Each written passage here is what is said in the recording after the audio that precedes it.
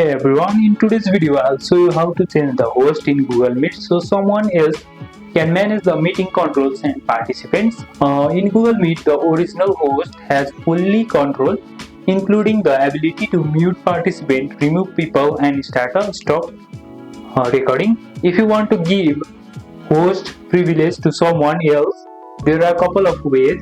The easiest way is to scheduling a meeting through the Google Calendar. When you open the Google Meet and you schedule your Google Meet from the schedule section, first of all you need to download the Google Calendar from the Play Store or App Store. When creating the event, you can add the new host as a co-host. This automatically gives them control once they join.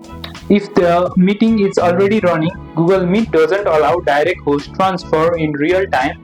However, the original host can leave the meeting, and if the new host is a co-host or in the same organization, they will get control automatically.